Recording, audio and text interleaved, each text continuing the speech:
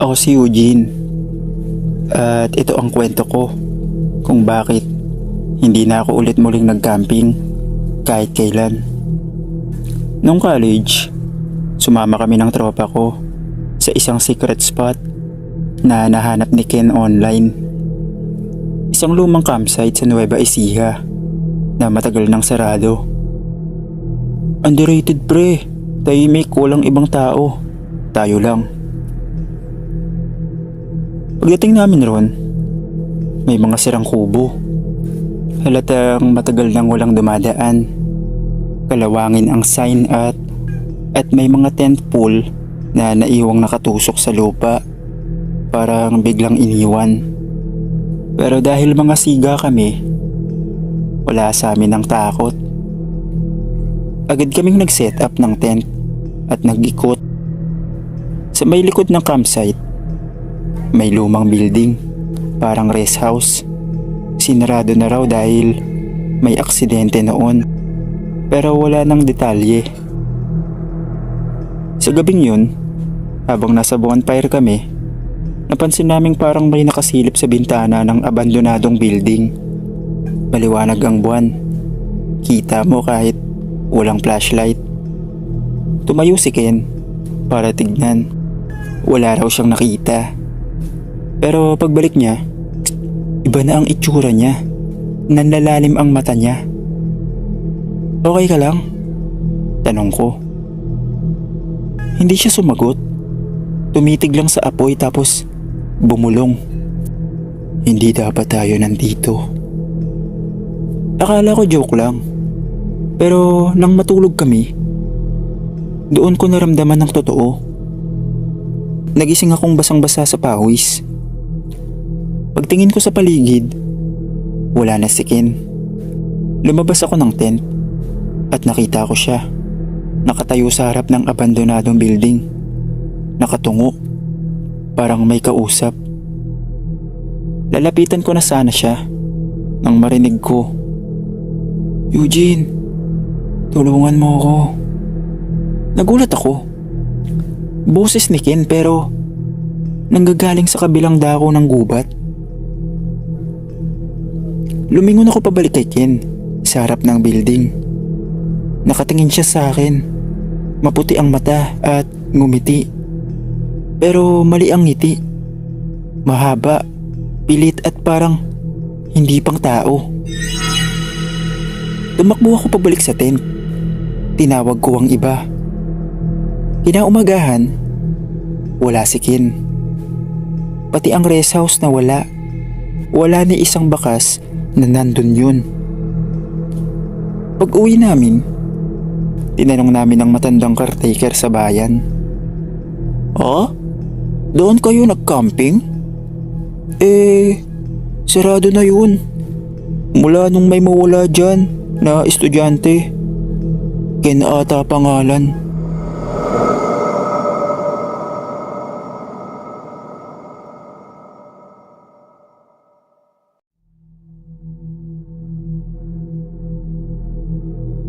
Ako si Rika at nangyari ito sa amin 2 buwan lang ang nakalipas.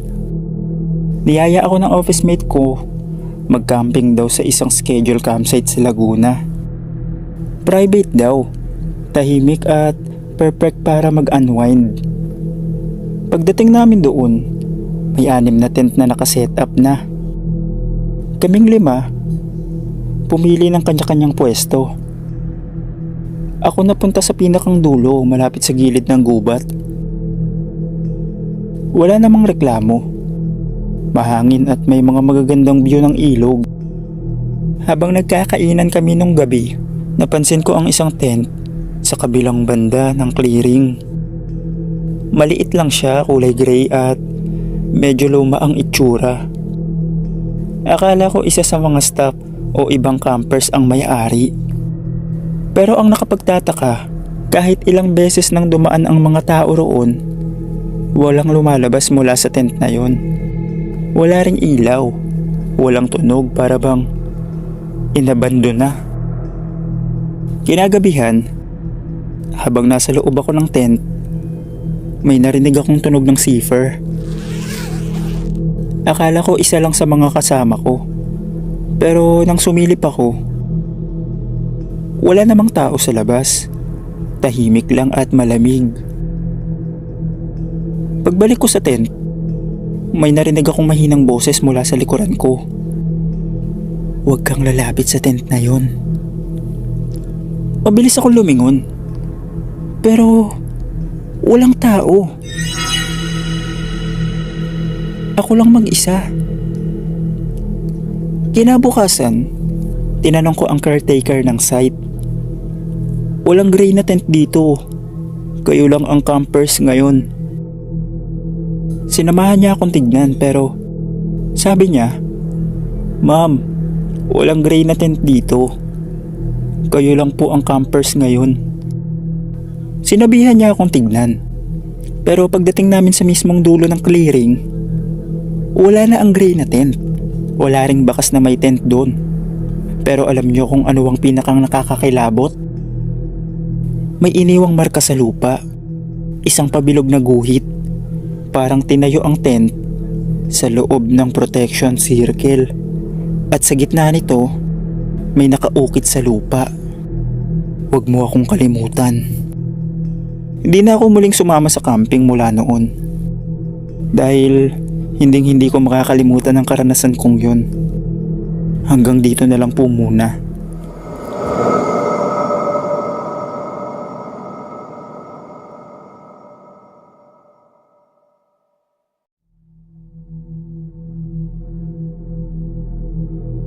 Ako si Mariano at noong nakaraang taon, sumama ako sa camping trip ng tropa sa isang bundok sa Tanay. 6 kami, lahat close friends mula college. Walang ibang intensyon kundi mag-relax, mag-bonfire at uminom ng konti. Unang gabi pa lang, may kakaiba na akong naramdaman. Hanggang nagtayo kami ng tent, parang may mga matang nakamasid sa amin mula sa kakahuyan. Wala namang hayop na lumalapit, pero may ingay na parang yabag sa tuyong dahon. Naisip kong baka imahinasyon ko lang. Pagdating ng gabi, nagsindi kami ng bonfire. Masaya, nagtatawanan, at nagkakantahan. Pero naputol ang kasiyahan nang marinig namin ang isang sigaw mula sa gubat. Matinis, mahaba at parang hindi tao. Natahimik kaming lahat. Nagkatinginan kami. Sabi ni Carl, baka hayop lang. Pero si Ella, mukhang nanigas. May ganitong kwento yung lolo ko dati. May nilalang daw dito. Hindi mo dapat pinapansin kapag tinatawag ka. Nagtawanan kami para magpakalma ng loob. Pero halata lahat tensyonado. Matapos ang ilang oras, isa-isa na kaming pumasok sa tent. Ako ang huli. Habang nasa loob ng tent, naririnig ko yung mga yabag sa paligid. Mabagal, paikot-ikot tapos may tumigil sa mismong harap ng tent ko. Ayokong buksan. Ulit-ulit kong dasal sa isip. Ramdam ko ang anino sa labas. May tunog pa na parang may hinang pag-iyak. Pero pabulong. Kinabukasan, sabi ng tropa, lahat daw kami may naririnig na yabag sa paligid ng tent nila. Pero ang pinakang nakakakilabot, nakita namin ang bakas ng paa sa putik. Pero hindi normal. 3 daliri lang at ang bawat bakas nakapalibot sa tent namin. Hindi na kami nagtagal pa. Umalis agad kami ng tanghali. Hanggang ngayon, hindi na kami muling nag-camping. Lalo na sa lugar na yun. Kasi minsan, may mga bagay sa kagubatan na ayaw ng bisita.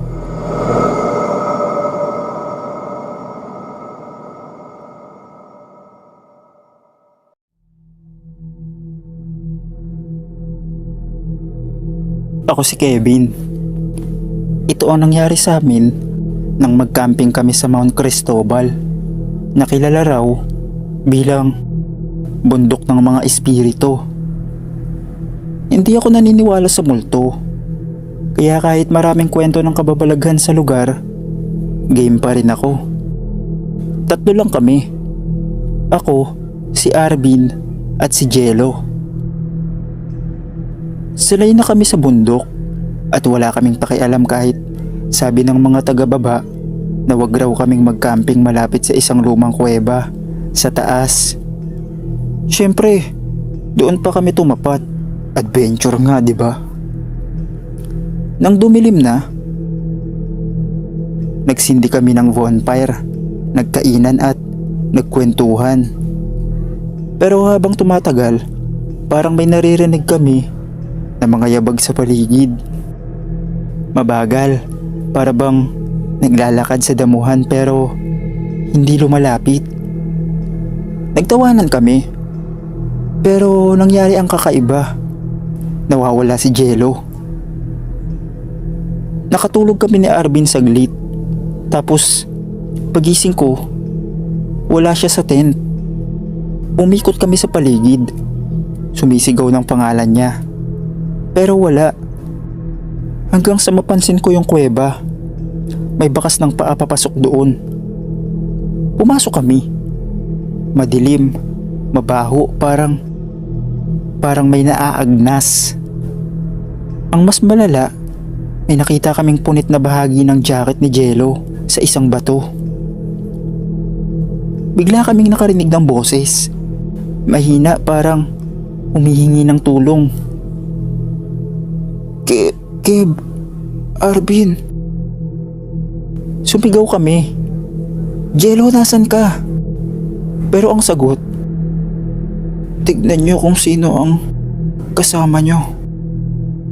Paglingon ko, wala si Arvin. Ako na lang mag-isa sa kuweba. Tumakbo ako paalis. Halos madapa-dapa. Sa labas ng kuweba, nakita ko si Arvin. Nakangiti pero may dugo sa gilid ng bibig niya. Huli ka na, sabi niya. At nagdilim ang paningin ko. Nagising ako kinabukasan, mag-isa sa campsite. Walang gamit, walang tent. Para bang hindi kami dumating. Pero sa lupa, may nahukay na parang bagong libingan. At sa ibabaw ng lupa, may nakaukit. 3 ang pumasok. Isa lang ang lalabas.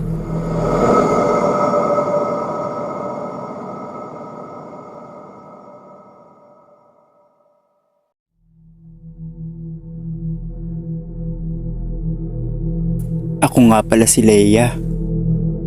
Mahilig ako mag-hike at mag-camping. Stress reliever ko na yon mula sa work. Kaya nang may makilala kong grupo online na nagyaya ng overnight camping sa isang bundok sa Quezon, sumama agad ako.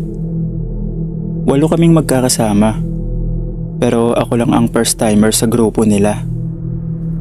Pagdating sa site, maayos naman lahat. Tahimik, malamig at ang view nakaka-relax.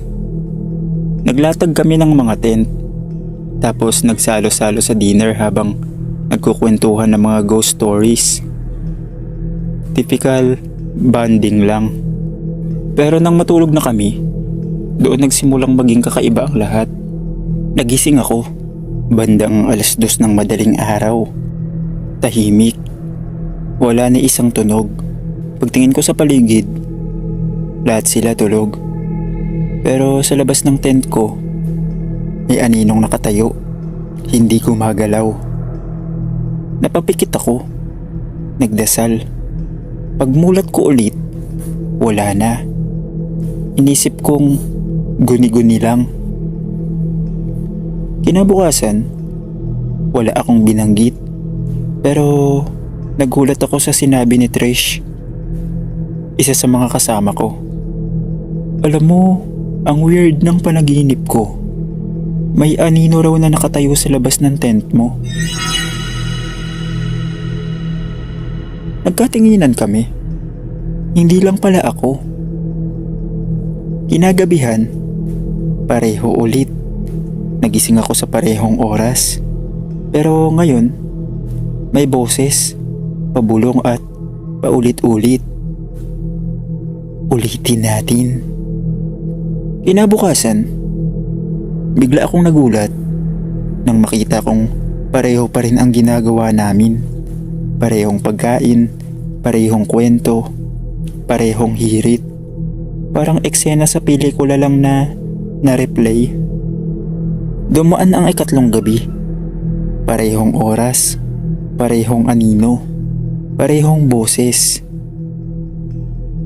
Hindi ka makakaalis. Ulitin natin. Pilit akong tumakas, tumakbo pa ibaba kahit madilim. Pero sa bawat ikot ko, pabalik ako sa campsite, walang katapusan. Hanggang ngayon, narito pa rin ako. Gabi-gabi, nagigising sa 2:00, nakatingin sa tent, nakikinig sa boses. Ulitin natin. At kung nababasa mo to, baka ikaw na ang susunod. Biglang may naramdaman akong kakaiba. Parang mainit at may naaamoy akong kakaibang usok. Nang biglang magising ako, nasa isang kubo na ako nakahiga at nakita ko ang mga kaibigan kong nakapalibot sa akin. May isang matandang lalaki na parang kakaiba. Sabi ni Trish, si Mang Benjo daw yon, at isa siyang albularyo sa bayan sa paahan ng bundok. Dinala daw nila ako kay Mang Benjo nang hindi ako magising matapos ng unang gabi namin sa bundok. Kaya naghanap sila ng albularyo na makakatulong sa kanila at ayun nga, si Mang Benjo. Nakauwi naman kaming lahat ng ligtas, pero matapos ng karanasang kong yun, hindi ko na ulit sinubukan mag-camping.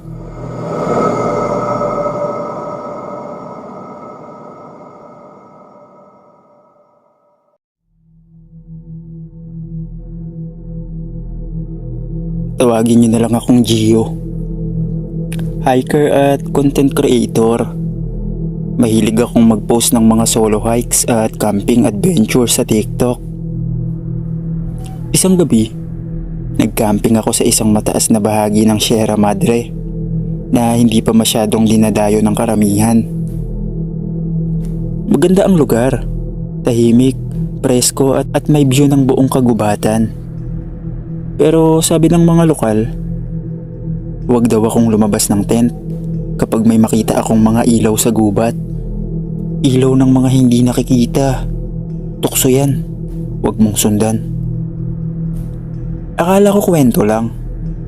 Unang gabi, habang kumakain ako sa harap ng maliit kong bonfire, napansin ko ang isang kumpol ng liwanag sa malayo. Akala ko mga alitap-tap, pero masyado silang maliwanag. Parang maliliit na parol na lumulutang.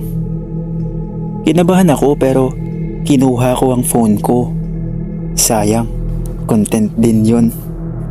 Sinundan ko sila, papasok sa gubat. Habang lumalayo ako, unti-unting nawawala ang signal ng phone. Pero hindi ko napansin agad. Biglang tumigil ang mga ilaw.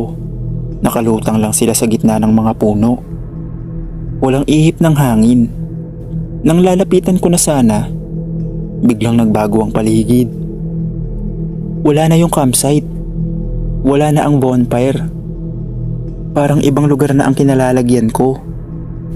Madilim, malagkit ang hangin, at ang mga ilaw unti-unting nagiging pula. Napalingon ako sa likod.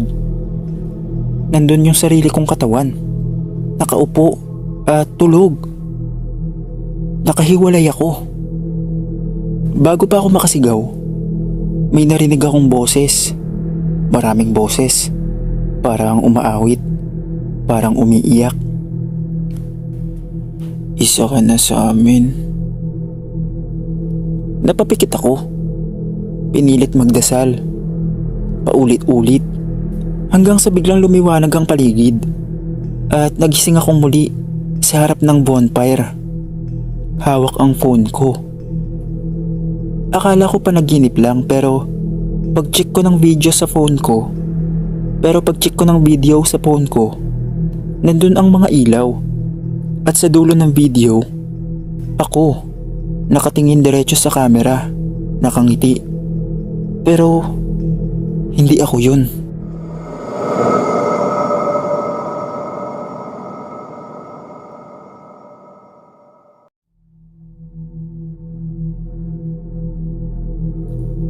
Ako si Lando. At hindi ko makakalimutan ang gabing yon. Ang gabing nasaksiyan ko ang isang bagay na hindi ko kailanman inakalang totoo. Hindi ako naniniwala sa mga alamat, lalo na nung bata pa ako. Para sa akin, katang-isip lang ang mga higante, engkanto at aswang. Mga panakot lang yan ng matatanda para di kami maglaro sa gubat tuwing hapon.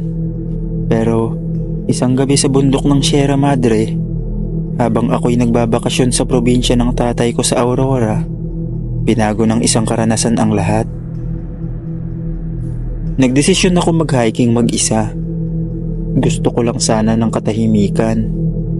Ikalima ng hapon, noong umalis ako sa kubo ng tiyuhin ko, dala ko ang flashlight, tubig at maliit na kutsilyo. Bala ko lang sana umakyat sa malapit na burol at bumaba bago maggabi. Pero nalibang ako. Humanga ako sa tanawin, sa simoy ng hangin at sa katahimikan ng paligid. Hanggang sa hindi ko namalayang nagsimula ng dumilim. At dahil makulimlim ang langit, ang akala kong light trek ay naging nakakatakot na kalbaryo. Nagsimula ng umambon, madulas ang lupa, nawawala ang daan pabalik. Loko ka talaga, Lando. Ano ba kasi itong pinasok mo? Bulong ko sa aking sarili habang sinisilip ko ang likod ko. Wala na akong pamilyar na landmark. Puro puno, puro dilim. At doon nagsimula ang hindi ko makakalimutang bangungot. Habang pababa ako sa isang slope, may narinig akong malalaking yabag. Napahinto ako. Hindi normal yun. Hindi yun yabag ng hayop o ng tao. Para bang bawat hakbang ay nagiging lindol sa lupa. Nagtago ako sa likod ng isang malaking ugat ng puno. Pinatay ko ang flashlight ko. Huminga ako ng dahan-dahan. Sa di kalayuan, mula sa punong kahoy, nakita ko ang anino. Diyos ko, ang laki. Akala ko nung una, puno. Pero gumagalaw, tumataas, naglalakad. May korte ng tao, may dalawang braso, dalawang binti, at ulo. Pero hindi ordinaryo. Ang taas niya. Siguro mga 3 palapag. Ang balat niya ay parang puno, magaspang, nangingitim, at nababalutan ng lumot. Pero gumagalaw ito at may muka. Isang mukhang hindi ko makakalimutan. Walang emosyon, parang bato na buhay. Huminto ito sa di kalayuan, napatingin sa direksyon ko. Teka lang, nakita niya ba ako? Bulong ko sa sarili. Naramdaman ko ang paninigas ng katawan ko. Gusto kong tumakbo, pero parang may humahawak sa mga paa ko. At bago pa man ako makagalaw, dahan-dahan lumuhod ang higante. Inilapit ang muka sa lupa at inilapit ang tenga sa damuhan. Parang nakikinig. Hanggang sa tumingin ito direkta sa kinalalagyan ko. Hindi ko na naisip kung tahimik pa ba ang paligid. Hindi ko na naisip kung makikita pa ako. Basta tumakbo ko. Mabilis, tuloy-tuloy. Narinig ko ang pagyugyug ng lupa sa likod ko. Hindi ko na nilingon, pero ramdam ko, hinahabol ako ng halimaw. Parang sasabog ang dibdib ko sa bilis ng tibok ng puso ko. Nadadapa ako sa mga ugat at bato, pero patuloy ako. Hanggang sa may nakita akong maliit na kuweba sa ilalim ng isang bangin. Dali-dali akong sumiksik doon. Tahimik. Tahimik na para bang walang nangyari. Nasa loob lang ako, nanginginig, pawis na pawis, umahabol ng hininga. Umaasa na hindi ako makita. Makalipas ang halos isang oras, hindi na ako makarinig ng kahit anong yabag. Dahan-dahan akong lumabas, maghahating gabi na. Saka ko lang nakita sa malayo, ang liwanag ng isang maliit na ilaw. Siguro lampara ng mga nagka-camping. Lumapit ako roon, nangihina. Nakita ako ng isang lokal at agad akong tinulungan. Nanginginig pa rin ako habang sinasabi ang nangyari, pero tumahimik sila pagkatapos. Sa gubat na yun? Tanong ng isang matanda. Tumango ako. Nagkatinginan sila. May alamat dyan. May tagabantay raw ng gubat. Isang higanting engkanto.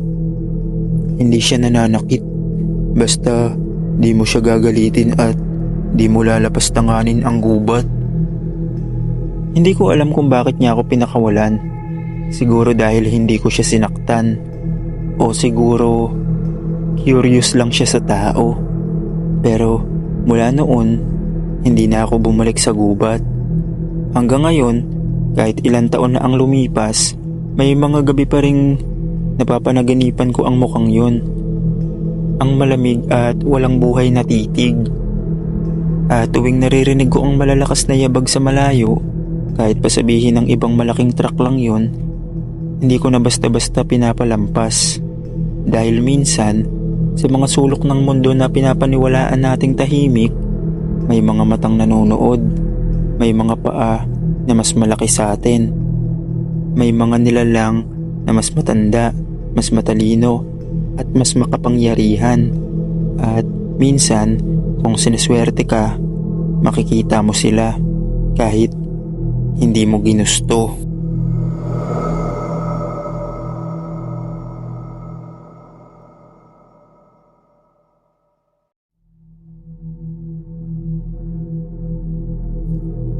Ako si Junel, isang construction worker sa Rizal.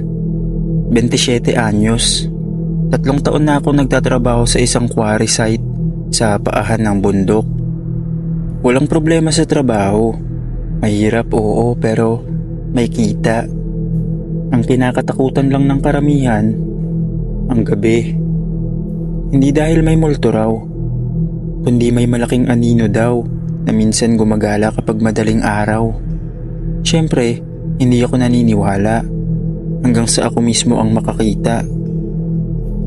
Gabi ng linggo, ako ang naka-assign sa night shift kasama si Mang Victor. Kami ang tagabantay ng mga kagamitan at makina. Tahimik ang gabi, walang ulan, walang hangin. Tanging tunog ng kuliglig ang maririnig. Umakyat ako sa lookout tower para magyosi habang si Mang Victor natutulog sa barracks. Habang nakaupo ako, napansin ko ang kakaibang galaw sa paligid ng gubat. Isang aninong hindi ko agad mawari. Una, akala ko puno lang. Pero hindi yun nakatayo. Gumagalaw ito. Unti-unting tumatayo, tumataas, umaangat. Tangina. Parang poste ang mga binti. Mabagal ito, pero siguradong gumagalaw. May suot itong parang basahan sa katawan. Tila ba tela ng sako o pinunit na trapal. At ang muka, wala. Walang mata, walang ilong. Isang bilog na parang luwad. May butas lang sa gitna ng noo na umuusok ng konti. Parang baga. Dahan-dahan itong lumakad papasok sa quarry site. Hindi nagmamadali pero bawat hakbang ay lumilikha ng bahagyang pag-uga ng lupa. Mabilis akong bumaba ng tower. at nagtago sa ilalim ng trailer. Nakasilip ako. Kita ko ang higante habang ini-inspeksyon ang mga makina. Para bang naghahanap. Hindi ko alam kung may amoy ba kami o nakikita niya sa dilim. Lumapit ito sa bulldozer at sa isang iglap, itinulak niya ito na para bang laruan lang. Umikot ang bulldozer, gumulong pababa sa bangin. At pagkatapos nun, tumigil siya. Tumingala sa langit, parang nakikinig sa isang bagay. At bigla na lang bumalik sa gubat na parang walang nangyari. Iniwan niya ang site na magulo. Kinabukasan, dinismiss ang insidente na parang simpleng erosion lang. Pero nang ipakita ko ang CCTV recording, walang makita. Blanco, static. Nawala ang footage mula 2 AM hanggang 2:17 AM. Eksaktong oras nang nakita ko siya. Pinagtawanan ako ng ilan, pero si Mang Victor, ibang klaseng tingin ang binigay sa akin. Akala ko di na siya babalik.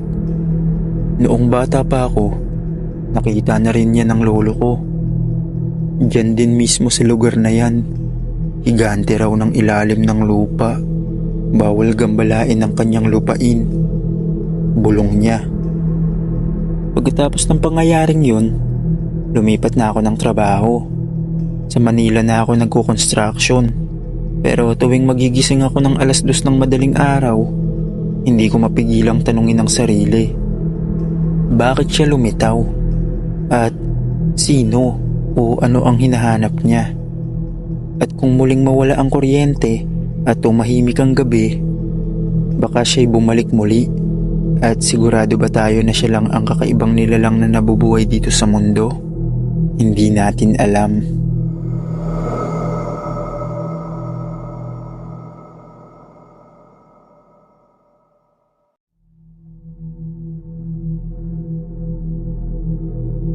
Ako si Enzo, taga Manila, 24. Bumisita ako noong 1 taon sa bayan ng lola ko sa Occidental Mindoro para magpahinga sa stress. Gaya ng sabi ni mama. Akala ko boring lang sa probinsya, pero maling-mali pala ako. Dahil minsan, may mga tahimik na lugar na sadyang tinatahimik para walang ibang makaalam. Unang linggo ko roon, puro kain, tulog, tanaw ng bukid. Pero dumating ang isang hapon habang naglalakad ako sa likod bahay ni Lola. May nakita akong makitid na daan papasok sa gulod. Matarik, masukal, pero parang tinatawag ako. "Huwag kang pupunta roon, Enzo," bulong ni Lola. "Bakit po?" "Basta, may bantay dyan." "Bantay? As in, aso? Alagad? Kapre?" Di ko na tinanong, pero syempre, dahil ako nga'y pasaway na taga Maynila, pumunta pa rin ako kinabukasan. Tanghali noon, mataas ang araw, tahimik. Wala kang maririnig kundi ihip ng hangin at tunog ng mga kuliglig. Halos kalahating oras ako naglalakad at sa dulo ng daan may parang malaking hukay, malalim, parang sinaunang balon, pero tuyo. Lumapit ako, sumilip. Bigla ako napahinto. Sa ilalim, may nakaupo. Hindi ko agad nakita kung tao o hayop, pero malaki siya, mas malaki sa normal. Nakasuot siya ng puting basahan na parang lumang damit. Kulot ang buhok, itim, makapal, para siyang estatwa. Hindi gumagalaw, pero alam kong hindi yun bato. Napaatras ako ng konti at doon ko siya nakitang tumingin pa itaas. Tangina, may mata yun at Ako ang tinitignan. Biglang may malakas na hangin. Parang umihip mula mismo sa hukay. Napadapa ako. Pagtingin ko ulit, wala na siya. Wala na sa hukay. Napatingin ako sa paligid. Tahimik. Hanggang sa marinig ko ang tunog ng mabibigat na paglalakad galing sa likuran ko. Dahan-dahan ako lumingon. At doon ko siya lubos na nakita. Higante. Tinatayang mga 5 talampakan ang taas. Balot ng putik ang katawan. May mga ugat at dahon sa balikat. Parang galing sa ilalim ng lupa. Ang mukha niya, halos walang anyo ng tao. Parang niluma ng panahon, pero gumagalaw. Tumingin siya sa akin at walang nararamdamang awa o galit sa mga mata niya. Wala lang. Para lang akong insekto na napansin niyang nandoon. Tumakbo ko pabalik sa daan. Wala akong pakialam kahit madulas. Nadapa ako ilang beses. Hindi ko na iniisip kung sinusundan niya ako. Gusto ko lang makalayo. Pagdating ko sa bahay, hingal na hingal ako. Si Lola, tahimik lang. Inabutan ako ng tubig. At bulong niya, "Sabi ko sa'yo, may bantay dyan. Hindi lahat ng lumang daan ay dapat dinadaanan. May mga lugar na hindi para sa tao ngayon." Kinabukasan, may dumating na matatanda, mga bantay ng baryo. Sabi ni Lola, dadalhin ako sa isang lumang kubo at pinasuot ng tinahing panalangin sa katawan.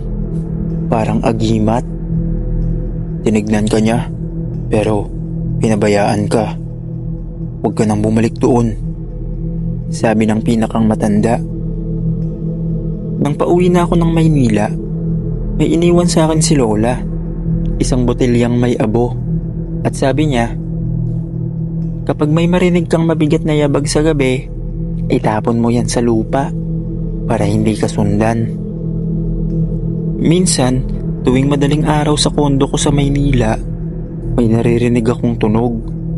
Mabigat, mabagal, parang yabag, parang hinahanap kung nasaan ako. At tinanong ko ang sarili ko, hindi kaya sumunod siya?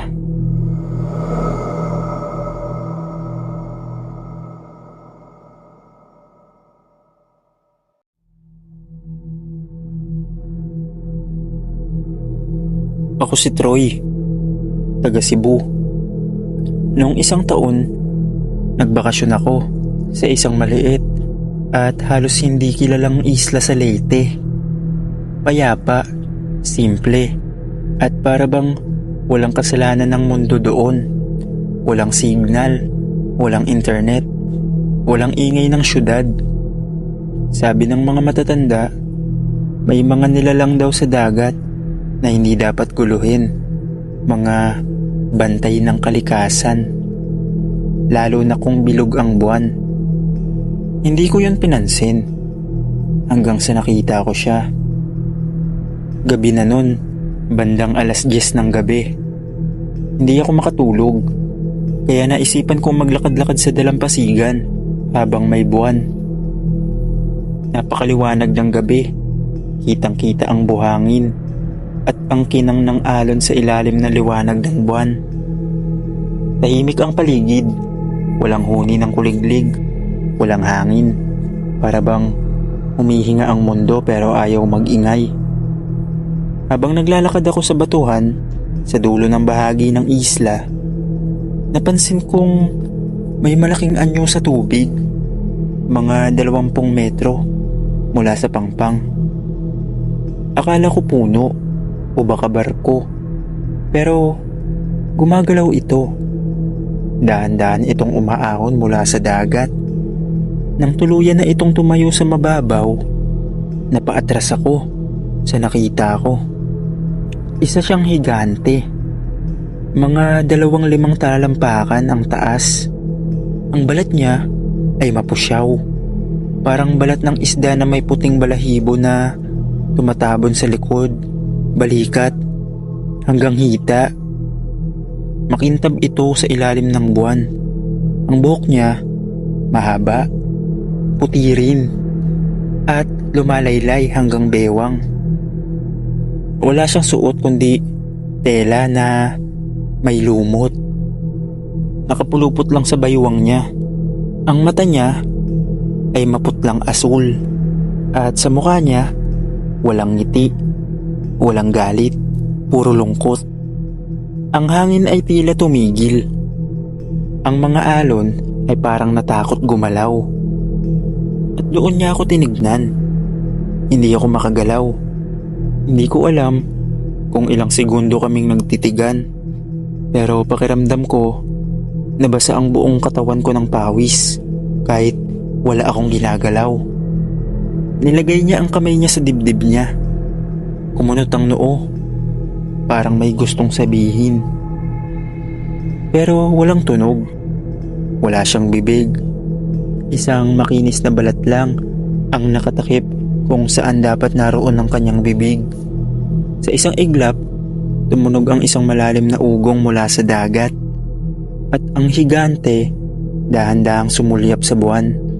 Saka, unti-unting lumubog pabalik sa tubig. Hindi ko na alam kung totoo ang nakita ko. Tumakbo ko pa uwi, nanginginig, halos hindi makapagsalita. Kinabukasan, ikwento ko sa matandang babae sa karinderya ang nakita ko. Tumigil siya sa paghahalo ng kape, tumingin sa akin, seryoso. Puti ang balahibo, maputing nilalang sa tubig. Tumango ako. Yan ang tagatangis. Anak, bantay ng karagatan. Sabi ng matatanda, minsan sa isang siglo lumilitaw siya kapag may naramdamang panganib o pighati sa dagat. Pero parang malungkot siya, sagot ko. Dahil hindi siya nilalang na para makita ng tao. Kung nakita ka niya, ibig sabihin may dala kang bigat, at minsan kinukuha nila ang bigat na yon kapalit ng kapayapaan. Bumalik ako sa Maynila, pero gabi-gabi sa bawat pagdapo ng ulan o paghampas ng hangin sa bintana, naaalala ko pa rin ang itsura niya. Hindi siya mukhang halimaw, pero hindi rin siya para sa mundong ito. Isang nilalang ng kalungkutan, ng tubig, ng katahimikan. At minsan kapag tumingin ako sa salamin, may nakikita akong bahagyang puti sa gilid ng mata ko, parang balahibo. At naiisip ko, baka may iniwan siya sa akin.